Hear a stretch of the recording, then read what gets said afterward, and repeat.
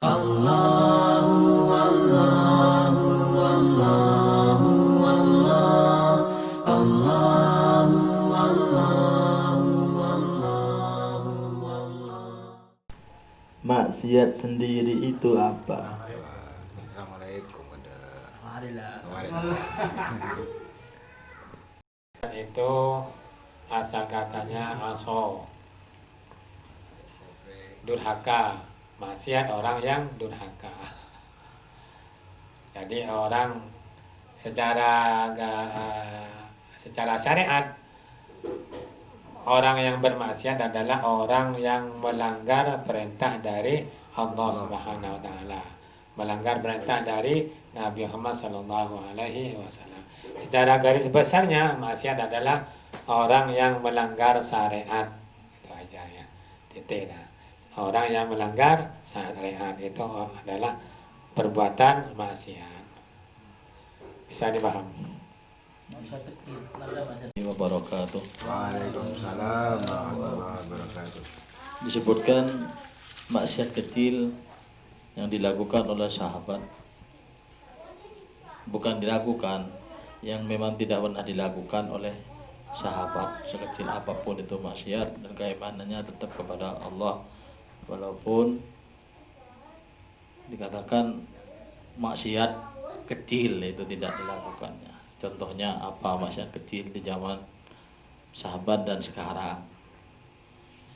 Dan taubatnya itu tempo hari kan sudah dibilang bagaimana cara bertaubatnya.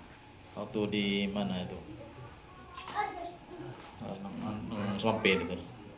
Terima kasih. Assalamualaikum warahmatullahi wabarakatuh. Bismillahirrahmanirrahim. Maksiat kecil itu contohnya seperti apa? Banyak ya. Maksiat kecil itu banyak sekali. Contohnya melirik, tidak usah melihat, melirik. Melirik temannya dengan lirikan yang meremehkan. Melirik temannya, dan melihat ini, memandang temannya dengan lirikan yang ya kalau ke perempuan syahwat gitu lah. Itu sudah termasuk maksiat kecil, dosa kecil. Tapi di zamannya sahabat, maksiat seperti itu seperti maksiat yang sangat besar. Dianggap di zamannya Nabi oleh sahabat itu dianggap sebagai maksiat yang besar. Ini melirikan penglihatan yang dohir. Kalau yang batin bagaimana? Ada unek-unek dalam hati perasaan bahwa dirinya itu pintar.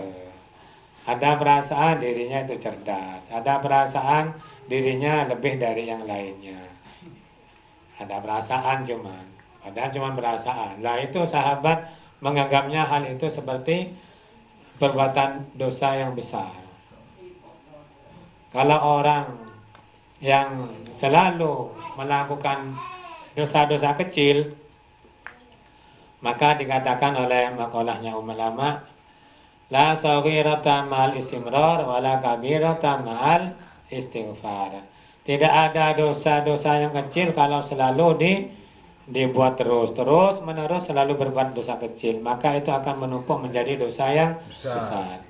Dan tidak ada dosa yang besar kalau setiap harinya, setiap waktunya selalu istighfar kepada Allah, minta ampun kepada Allah, maka tidak akan dosa besar.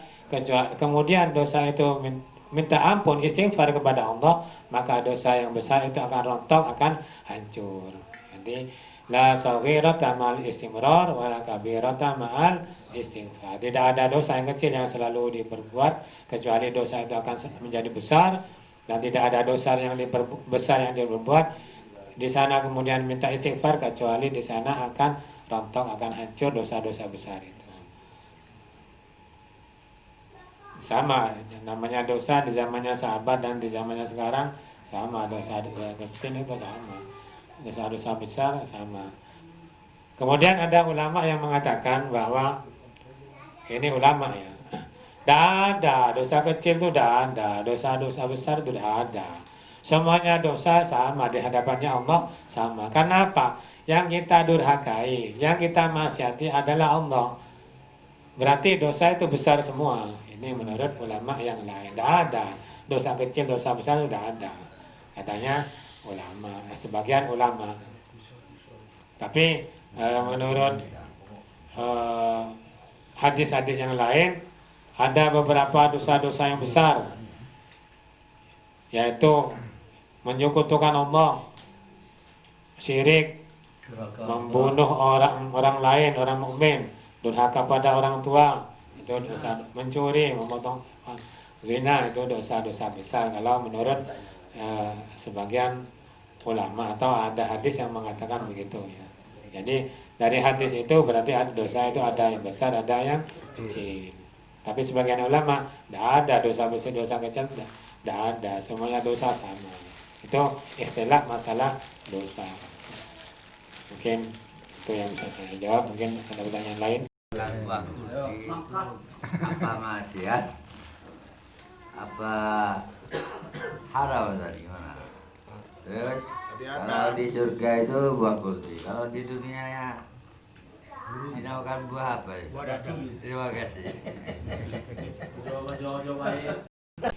Bapak agak buah senyaman.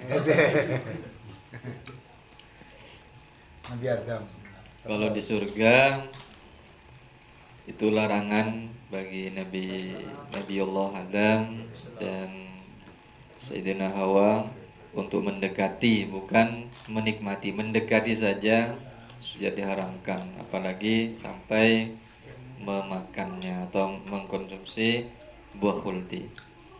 Itu di surga. Jadi di surga ada larangan bagi penghuninya untuk mendekati pohon khuldi, termasuk menikmati buahnya. Kalau ada di dunia, apa buah khuldi atau pohon khuldi ini, pasti manusia juga dilarang untuk menikmati, tapi tidak mungkin ada di dunia karena ini pohon adanya di surga. Kalau di dunia dinamakan apa? Nah, termasuk itu larangan yang nyata, di surga dilarang apalagi di dunia. Berarti itu buah yang memang kalau kita artikan ialah kemaksiatan ya, yang bisa memanjakan mata, yang bisa membuat kita syahwat. Nah, kita ketahui bersama bahwasanya hawa itu adalah bahrud dzunub, yaitu lautannya dosa. Jadi hawa. Apalagi syahwat. Wah, ini termasuk kemaksiatan yang besar. Tapi nafsu tidak bisa dimatikan. Tapi nafsu bisa diarahkan kepada hal-hal yang baik, bisa senang beribadah, bisa senang melakukan sosial dan lain sebagainya. Jadi buah di surga itu dilarang, wajib didekatin aja dilarang. Kalau di dunia tidak berbentuk buah khuldi lagi, tapi sudah dibentuk dengan yang lain. Jadi ya, secara dohir, kalau buah itu ada di dunia tidak bisa dimakan. Kalau ada di dunia, tapi bisa menyehatkan bagi anak-anak mungkin. Karena sudah dibentuk sedemikian rupa. Ya, kalau sudah bapak-bapak tidak boleh untuk menikmati seperti itu. Karena itu khusus untuk anak kecil. Karena itu juga ada manfaatnya dan juga ada mudorotnya. Tapi manfaatnya lebih besar bagi ya keturunannya. Tapi kalau